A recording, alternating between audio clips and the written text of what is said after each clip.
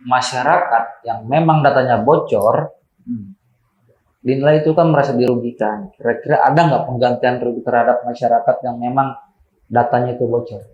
Iya, soal kebocoran data dan perlindungan privasi, memang di Undang-Undang ITE itu mengatur ya terkait bagaimana perlindungan data privasi.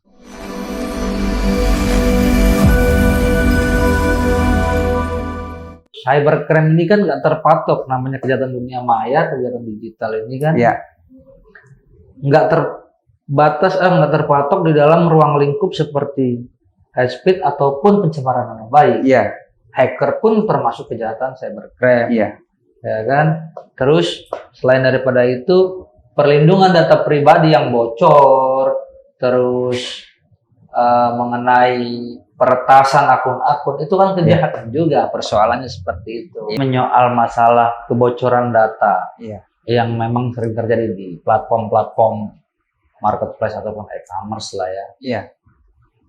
Kira-kira mengenai regulasi tersebut di Indonesia ini apakah sudah diatur dengan jelas?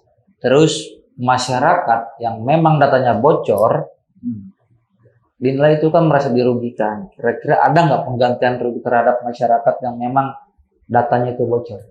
Iya, soal kebocoran data dan perlindungan privasi, memang di Undang-Undang ITE itu mengatur ya terkait bagaimana perlindungan data privasi. Tetapi memang pemenuhan terkait dengan perlindungan itu belum memang sempurna diatur dalam undang-undang itu. Perlu ada penyempurnaan yang lebih lanjut melalui perlindungan terhadap data pribadi. Kalau di pasal 26 sampai di pasal 30 di situ memang mengatur bagaimana perlindungan terhadap data pribadi ya di Undang-Undang ITE.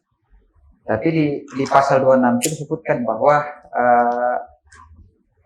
artinya ketika orang menggunakan data pribadi orang lain, minimal dia harus meminta persetujuan daripada orang itu. Contoh sederhananya adalah ketika saya ingin menggunakan data pribadinya ketum, maka saya membutuhkan persetujuan daripada ketum untuk menggunakan data pribadi itu, sehingga di kemudian hari itu tidak akan menjadi masalah. Tetapi kalau kemudian ketika saya lakukan itu tanpa sepengetahuan ketum, maka ketum bisa melakukan beberapa upaya. Di undang-undang ini dia hanya menyediakan dua ruang. Ruang pertama adalah ruang musyawarah. Jadi segala sesuatu itu masih bisa dilakukan melalui proses mediasi. Tetapi ketika mediasi tidak tercapai, maka langkah yang bisa dilakukan adalah mengajukan gugatan ganti kerugian kepada pengadilan. Karena undang-undang ITE sendiri tidak memberikan penyempurnaan atau tidak ada aturan yang mengatur bahwa ketika penggunaan data pribadi itu dilakukan tanpa pengetahuan orang atau warga negara milik pribadi, maka tentu langkah yang bisa dilakukan adalah itu. Di luar itu tidak bisa dilakukan. Bahkan tindak pidana terhadap proses itu pun tidak bisa dilakukan, karena saat ini pun masih melalui cara-cara yang konvensional, misalnya melalui KUHP, sehingga sulit untuk kemudian kita membuktikan apakah betul dilakukannya satu kebocoran terhadap data pribadi itu atau tidak. Maka cara yang ditempuh itu ada dua tadi, lewat musyawarah atau melakukan upaya gugatan ke pengadilan. Jadi melalui musyawarah atau gugatan pengadilan. Iya. Nah itu jalur yang ditempuh. Kira-kira kalau memang hal itu yang dilakukan oleh masyarakat yang memang merasa dirugikan, iya, itu ada nggak penggantian kerugian itu? Terus siapa yang menanggung gitu? Iya. Kalau misalnya proses gugatan itu dilakukan ke pengadilan, tentu nanti hakim yang akan memutus ya berapa ganti kerugian dilakukan. Kalau misalnya sengketanya adalah dengan pihak ketiga, tentu tanggungan itu harus diberikan kepada pihak ketiga sebagai penyedia ya. yang kemudian mengambil data-data itu. Nah, ganti ruginya di situ. Kalau di Amerika itu dibuatkan formulasinya tadi yang saya sebutkan. Jadi ada formulasinya. Jadi lembaga penegak hukum itu bekerja sama dengan lembaga swasta yang diberikan kewenangan untuk melakukan pengumpulan data. Jadi lembaga itu diberikan kewenangan untuk melakukan pengumpulan data terkait dengan korban yang dianggap dirugikan haknya ketika terjadi kebocoran data dan sebagainya. Bahkan ketika pengumpulan data itu dilakukan, nanti setelah dikumpulkan datanya, kemudian nanti diserahkan kepada penegak hukum untuk melakukan tindak lanjut atas peristiwa yang terjadi itu. Sehingga ketika nanti pada saat proses penegakan hukum itu terjadi dan ada bukti bahwa memang kebocoran data itu dilakukan, maka tentu akan ada ganti rugi yang dilakukan. Nah, sementara kita di Indonesia ini belum mengatur proses itu. Nah, karena dia harus melalui, kita sebagai korban, ya, kita harus melakukan upaya hukum itu melalui pengadilan. Jadi negara belum hadir secara langsung untuk bagaimana mengatasi agar persoalan kebocoran data dan gugatan ganti rugi itu bisa dilakukan secara baik. Itu yang belum ada. Makanya perlu kita dorong rancangan undang-undang perlindungan data pribadi yang hari ini sudah masuk di Prolegnas, program legislasi nasional, sehingga ke depan soal-soal yang berkaitan dengan kebocoran data dan sebagainya itu bisa ditangani. Jadi walaupun ultimum remedium ya atau pemidanaan itu disebut sebagai sebuah upaya yang akhir, tapi mesti itu harus dimasukkan di dalam satu aturan sewaktu-waktu. Berarti kasus yang memang kalau di Amerika sendiri itu memang bisa mendapatkan ganti kerugian, ya, karena memang ada salah satu lembaga. Ya. Di Indonesia ini kan belum ada, jadi dia harus memang melakukan proses pelaporan. Kalaupun pelaporan itu ditanggapi, baru berlanjut sampai dengan tahapan di pengadilan. Ya. Nah, kalau seperti itu proses yang ada di Indonesia, bagaimana nasib seorang yang memang datanya bocor? Terus kepada siapa dia memang mendapat sebuah pengganti kerugian atas data dia yang bocor ke publik, entah diretas atau apa? Iya. Cara yang paling efektif agar supaya dia bisa mendapatkan ganti rugi atas kebocoran data yang kemudian dialami, maka upaya yang bisa dilakukan adalah melakukan gugatan ke pengadilan. Jadi tidak perlu dia melakukan pelaporan ke penegak hukum. Jadi dia bisa melakukan upaya lain, yaitu melakukan gugatan kepada pihak ketiga misalnya melalui upaya pengadilan. Itu bisa dilakukan. Berarti bisa gitu ya, kalau memang datanya bocor, misalkan di e-commerce mana, di toko apa gitu, toko serbi atau apalah ya kan, dia di data secara pribadi di akunnya diretas, terus kita bisa mengajukan ganti kerugian ke pengadilan dengan gugatan bahwasanya telah terjadi kebocoran. Itu bisa dilakukan berarti ya? Itu bisa dilakukan. Tapi memang belum ada di Indonesia yang seperti itu. Apa udah ada? Sejauh ini saya belum menemukan ya ada case. Tapi memang banyak case yang berkaitan dengan kebocoran data. Tetapi belum saya temukan ada upaya gugatan yang dilakukan. Apa mungkin soal referensi atau mungkin soal pemberitaan di media massa, tetapi sejauh ini saya belum lihat ada gugatan yang berkaitan dengan kebocoran data. Nah, kalau berbicara kebocoran data, data yang bocor itu kan bukan hanya dalam bentuk sebuah platform yang adanya jual beli.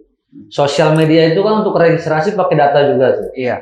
Nah, kalaupun di sosial media kita itu diretas, itu apa kita bisa juga melakukan gugatan? Ya bisa, artinya hukum memungkinkan kita untuk melakukan upaya-upaya hukum ya. Artinya rule itu memungkinkan kita untuk melakukan upaya-upaya yang kita anggap sebagai bagian daripada kriminalisasi ya terhadap diri kita. Makanya artinya perlindungan data pribadi itu kan penting. Bahkan di berbagai deklarasi HAM, kemudian ada banyak konferensi-konferensi HAM itu memberikan penguatan terkait dengan perlindungan data pribadi karena itu menyangkut dengan harkat dan martabat. Sehingga ketika ada upaya-upaya peretasan dan sebagainya, maka tentu kita harus melakukan upaya hukum yang ada sehingga agar supaya kebocoran data itu tidak terjadi.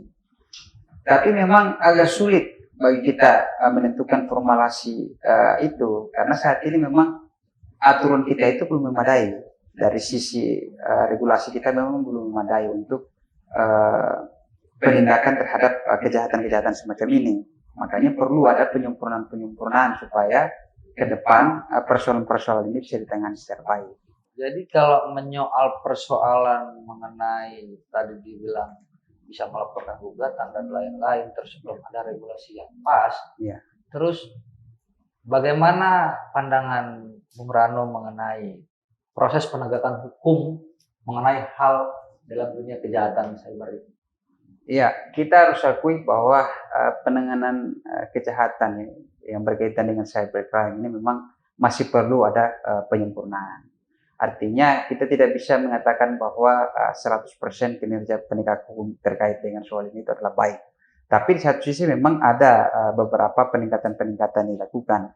Kalau kita lihat di tingkat kepolisian misalnya, kepolisian itu bahkan sudah melakukan MOU ya, kerjasama antara kepolisian Indonesia dengan FBI misalnya dalam rangka penanganan kejahatan tindak pidana dunia cyber ya, cybercrime. Itu sudah dilakukan karena kejahatan di dunia maya ini tidak bisa hanya soal fisik tapi harus ada kemampuan ya, ada kemampuan secara profesional untuk bagaimana mendalami ya kejahatan-kejahatan di dunia maya ini karena sifatnya yang non fisik sehingga memang membutuhkan keterampilan yang cukup ya mumpuni untuk bagaimana agar supaya kejahatan ini bisa dibuktikan.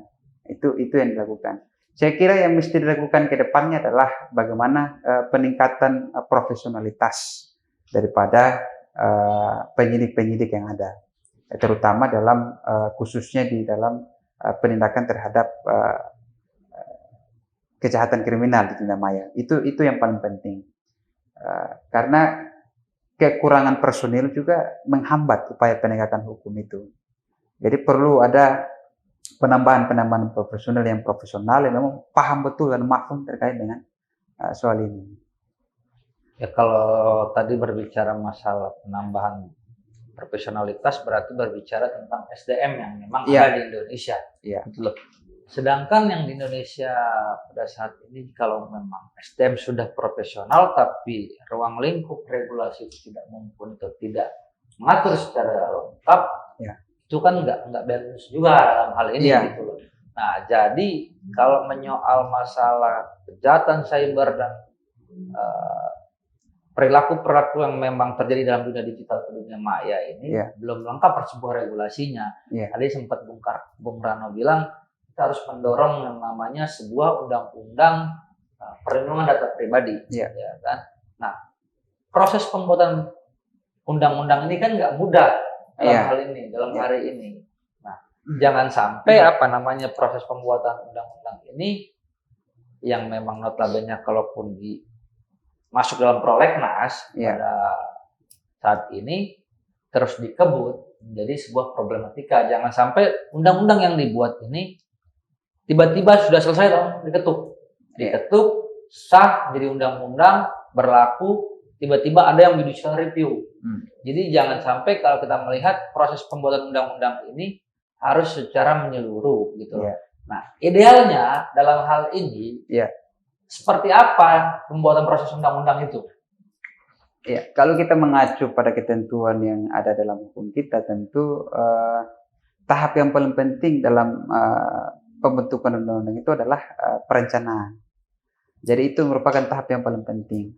Ketika DPR dan pemerintah bersepakat untuk memasukkan itu dalam progres prolegnas misalnya, progres legislasi nasional, tentu di situ adalah tahapan perencanaan yang paling penting karena nanti disiapkan ada naskah akademiknya, kemudian nanti dibuatkan daftar inventarisasi masalahnya dan sebagainya, sehingga betul-betul undang-undang ini dibuat memang didasari bahwa memang ada kajian-kajian akademisnya yang melibatkan para ahli dan sebagainya.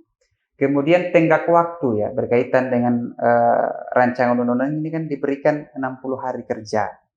60 hari ya, sesuai bahasa undang-undang itu diberikan waktu kerja selama 60 hari untuk bagaimana mengoptimalkan dan memaksimalkan ada proses atau mutu daripada undang-undang itu memang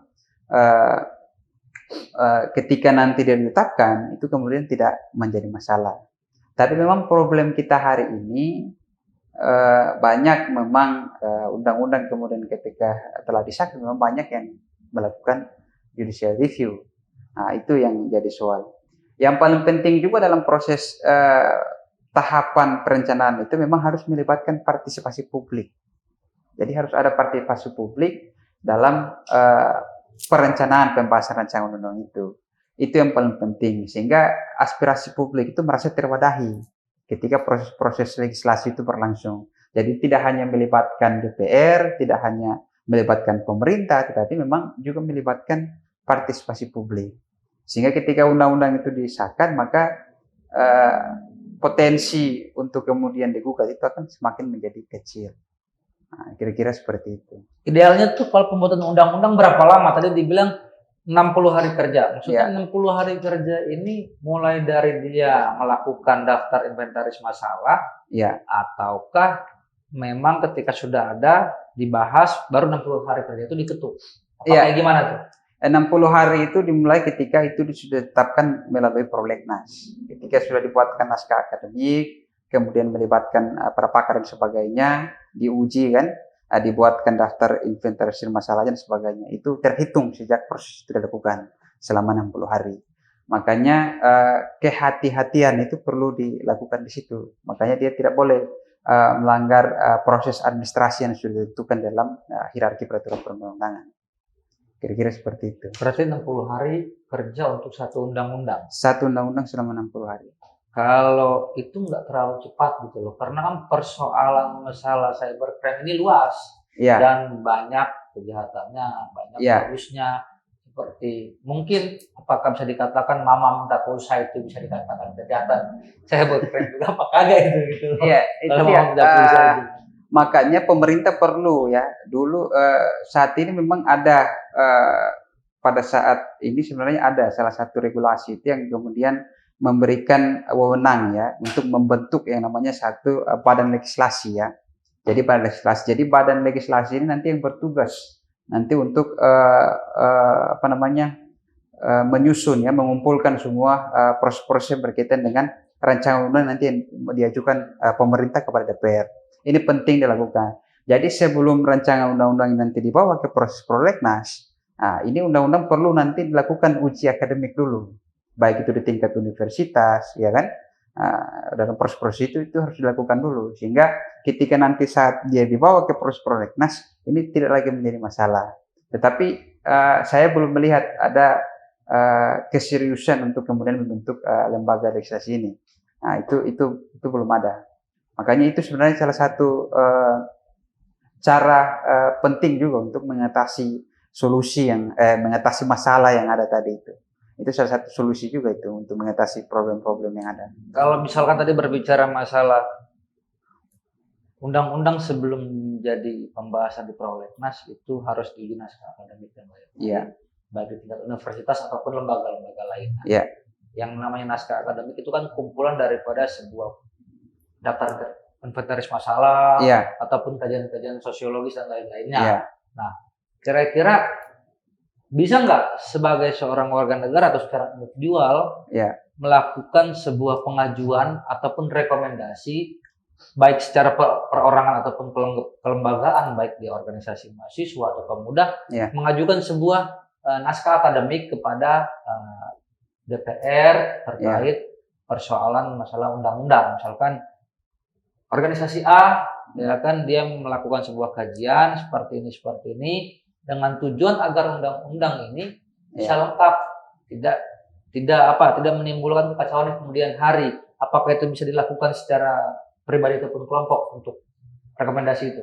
Iya, rekomendasi itu bisa dilakukan ya. Sejauh ini kebanyakan itu dilakukan melalui partisipasi kelompok organisasi ya. yang kemudian memang konsen memang terhadap soal rancangan undang-undang ya di berbagai bidang, baik itu di soal banyak ya di pemilu maupun dan sebagainya. Jadi masyarakat disitulah makanya tadi saya bilang bahwa partisipasi publik itu dibutuhkan dalam soal-soal itu. Ketika suatu rancangan undang-undang itu kemudian ditetapkan dalam prolegnas, maka partisipasi itu harus dilakukan. Masyarakat harus melihat bahwa benar nggak undang-undang ini, naskah akademiknya seperti apa. Kalau misalnya publik merasa bahwa ada yang kurang, kemudian ada yang mau ditambahkan terkait dengan proses itu ya, itu bisa dilakukan oleh publik. Karena undang-undang mengamanatkan demikian. Jadi bukan tidak bisa, tapi memang harus dilakukan. Itulah partisipasi memang harus dilakukan oleh publik agar pengawasan itu bisa dilakukan secara baik. Jadi ketika undang-undang itu disahkan, tentu potensi untuk dilakukan gugatan itu akan menjadi semakin kecil. Itu yang kita harapkan dalam proses itu. Jadi untuk sebagai seorang individu ataupun warga masyarakat ataupun kelompok bisa melakukan rekomendasi terkait untuk masalah persoalan undang-undang. Nah, kembali kepada persoalan masalah mengenai kejahatan cybercrime. Kejahatan cybercrime ini yang terjadi di Indonesia terus ditangani dan lain-lain lah. Nah, terus yang memang harus dilakukan untuk mencegah atau meminimalisir kejahatan-kejahatan tersebut, khususnya masyarakat nih, ya kan agak sensitif jempolnya, tiba-tiba dia salah mengucap atau salah buat caption, tiba-tiba dilaporkan, ya, entah pencemaran nama baik dan lain-lain. Nah, harusnya masyarakat ini seperti apa gitu loh menyikapi, ya kan walaupun dia sifatnya bercandaan, tiba-tiba dia dilaporkan gitu loh. Itu kan banyak terjadi gitu loh. Nah, gimana tuh? Iya, formulasinya kita bisa lihat dalam dua kebijakan ya. Apakah kebijakan sifatnya penal melalui pemidanaan atau misalnya non penal. Kalau non penal itu melalui sosialisasi, kemudian pemberitahuan dan kemudian mediasi, musyawarah dan sebagainya. Cara bermasyarakat kita adalah bagaimana kita harus meningkatkan kesadaran hukum kita. Ya, budaya hukum kita itu perlu ditingkatkan lagi. Jadi sebelum kita melakukan satu perbuatan, tentu kita harus memahami kira-kira yang saya lakukan ini adalah sebuah bentuk tindak pidana atau tidak. Apakah ini pelanggaran terhadap undang-undang atau tidak? Itu yang perlu dilakukan. Masyarakat mesti mahfum pada soal-soal itu. Kalau itu tidak dilakukan, saya kira akan sulit bagi kita untuk kemudian meminimalisir ya segala peristiwa kejahatan yang terjadi. Itu akan sulit dilakukan. Kayak daripada diskusi ini sebagai closing statement lah ya. Jadi diulas masalah kesadaran hukum masyarakat dan lain-lain. Terus mengenai perlindungan data dan kejahatan lain-lainnya dalam bentuk digital. Nah, saran Bung Rano ini seperti apa baik terhadap masyarakatnya selain daripada kesadaran hukumnya? Bagaimana tips ataupun langkah yang memang ya bisa dibilang masyarakat harus bijak lah menggunakan ini. Tips atau bagaimana bermedia sosial dengan baik. Terus juga saran untuk masalah persoalan undang-undang yang memang rancangan undang-undang yang ingin dibuat khususnya perlindungan data pribadi. Selain daripada itu juga ya kita kan melihat nih banyak kasus-kasus ataupun sebuah akun-akun yang memang sifatnya provokatif. Kalau bisa bilang buzzer. Buzzer ini kita kan nggak tahu. Nah, terus gimana tuh bagaimana cara menangani hal tersebut lah. Kadang-kadang kan masyarakat terpancing karena persoalan itu. Jadi gimana dia? Untuk penanganan buzzer ini saya kira bukan hanya kita ya. Tapi bahkan penegak hukum juga pasti akan kelimpangan ketika kemudian bagaimana menangani bahkan bukan ratusan ya, ribuan akun yang kemudian muncul di situ, sehingga itu memang sulit untuk kemudian dilakukan penanganan terkait dengan hal itu. Cara kita sebagai masyarakat bersikap adalah memastikan bahwa informasi yang kemudian kita terima itu adalah merupakan informasi yang memang real ya, bahwa itu adalah informasi yang sebenarnya. Jadi ketika kita mendapatkan satu atau dua informasi, tentu kita harus melakukan cross check. Nah, gimana cara cross checknya? Nah, cross check terhadap kebenaran informasi itu. Ya, paling proses yang paling gampang adalah minimal kalau misalnya yang disampaikan itu misalnya melalui media-media yang bukan media mainstream, maka tentu kita harus meng-cross check dulu melalui misalnya media-media mainstream. Apakah benar proses ini atau peristiwa ini sedang terjadi atau tidak? Itu perlu dilakukan. Yang kedua, kalaupun ada kita punya kenalan misalnya di satu daerah tertentu ya memang peristiwa itu terjadi di situ, ya kita tanyakan apa memang benar proses ini terjadi di situ atau peristiwa ini terjadi di situ. Sehingga kita betul-betul meng-cross check sumber informasi yang kita terima, sehingga tidak mudah untuk kemudian kita menyebarkan broadcast yang ada itu. Saya kira itu paling sederhananya yang bisa kita sebagai pribadi sebagai warga negara lakukan untuk meminimalisir tindak kejahatan ya cybercrime itu dalam upaya tadi soal ujaran kebencian dan sebagainya. Itu yang perlu kita lakukan. Jadi ya kita menanggapi hal tersebut berarti kita memang harus meng-cross check sumber berita atau informasi. Yang pertama kalau memang di media atau di broadcast kita terima, kita harus meng-cross check nih media mana yang memang mengupload, khususnya media-media yang mainstream. Minimal media-media yang kita anggap bisa terpercaya lah sumbernya kan.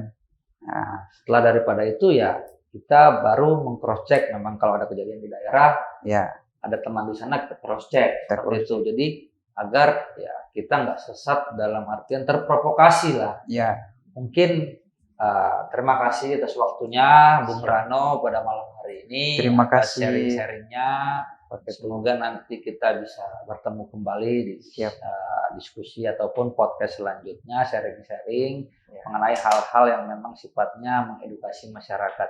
Saya kira itu mungkin ya pembahasan ataupun diskusi santai pada malam hari ini. Ya saya ucapkan terima kasih. Wabillahi taufiq wal hidayah. Wassalamualaikum warahmatullahi wabarakatuh. Waalaikumsalam.